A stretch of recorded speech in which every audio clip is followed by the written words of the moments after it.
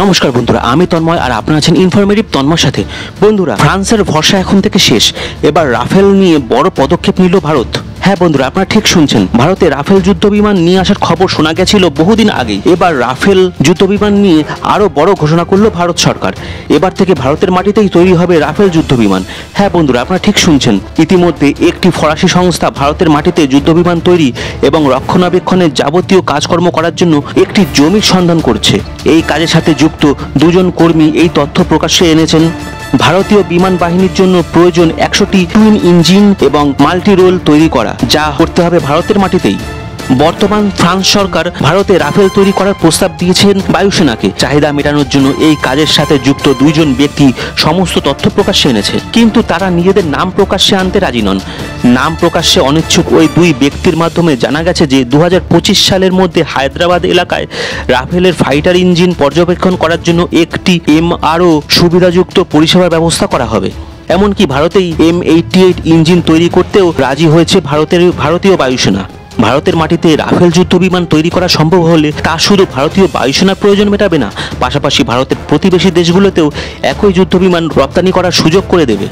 ইতিমধ্যে রাফেল যুদ্ধ বিমান সংক্রান্ত বিভিন্ন পরিকল্পনা গ্রহণ করা শুরু করে দিয়েছে ফরাসি সংস্থাটি। স্থানীয় ব্যবসায়ীদের যুক্ত করার চিন্তা ভাবনাও রয়েছে তাদের মধ্যে। ইতিমধ্যে ভারত থেকে টাইটানিয়াম যন্ত্রাংশ সংগ্রহের কাজও শুরু হয়ে গিয়েছে।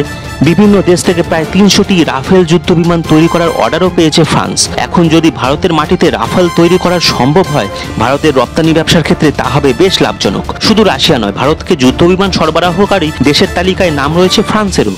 1953 সাল থেকে ফ্রান্স ভারতকে একইভাবে সাহায্য করে আসছে। ইতিমধ্যে স্কাল্প ক্ষেপণাস্ত্র এবং হ্যামার সহ প্রায় 36টি রাফেল যুদ্ধ বিমান পরিচালনা করছে IAF। আপাতত ভারতের যুদ্ধ বিমান বহনকারী যুদ্ধজাহাজ 26টি মেরিটাইম স্ট্রাইকের জন্য দরদাম করতে ব্যস্ত। ইতিমধ্যে রাফেলের জন্য মেরামত, সিমুলেটর, প্রশিক্ষণ এবং মেইনটেনেন্সের ডিপো তৈরি করার চেষ্টা করছে ভারতের আম্বালা বিমান ঘাঁটিতে। ভারত সরকারও এই বিষয়ে নিশ্চিত ধারণা লাভ করেছেন যে এই কাজের ক্ষেত্রে কোনো রকমই বাধার সম্মুখীন হতে হবে না ভারতকে। তথ্যসূত্রে জানা গেছে যে সাফরানের পক্ষ থেকে ভারতীয় মাল্টি রোল ইঞ্জিন তৈরি করার জন্য দুটি ভারতীয় সংস্থার সাথে কথা হচ্ছে, যাতে প্রয়োজনের সময় মাল্টি রোল সার্ভারের জন্য ভারতকে অন্য কোনো দেশের উপর ভরসা করতে না হয়। নিজের মাটিতেই তৈরি হওয়া মাল্টি রোল ব্যবহার করা হবে যুদ্ধ বিমানে। চীন ও ভারতের মধ্যে একটি যুদ্ধকালীন পরিস্থিতির সৃষ্টি হচ্ছে। স্থল এবং জল উভয় ক্ষেত্রেই আক্রমণাত্মক হয়ে উঠছে চীন। তাই ভারতের কাছে আর খুব বেশি সময় নেই। যত তাড়াতাড়ি সম্ভব রাফেল যুদ্ধ বিমান সংক্রান্ত যাবতীয় পরিকাঠামো মজবুত করতে হবে ভারতকে। এই পরিস্থিতিতে ভারতে রাফেল যুদ্ধ বিমান তৈরি করা সম্ভব হলে তা ভারতীয়দের জন্য অত্যন্ত গুরুত্বপূর্ণ এবং লাভজনক বিষয় হবে বলে সবাই আশাবাদী। তাহলে বন্ধুরা, আজকে আপনারা জানতেই পারলেন যে আগামী দিনে ভারতের মাটিতে যুদ্ধ বিমান তৈরি হওয়ার একটা দৃঢ় সম্ভাবনা সৃষ্টি হতে চলেছে। আর এটা সম্ভব হলে এটা হবে ভারতীয় বায়ুসেনার ক্ষেত্রে একটা উল্লেখযোগ্য অবদান। বন্ধুরা, আজকের ভিডিওটা আপনাদের কেমন লাগলো কমেন্ট করে অবশ্যই জানাবেন। ভিডিওটা ভালো লাগলে একটা ছোট্ট লাইক দিয়ে দেবেন।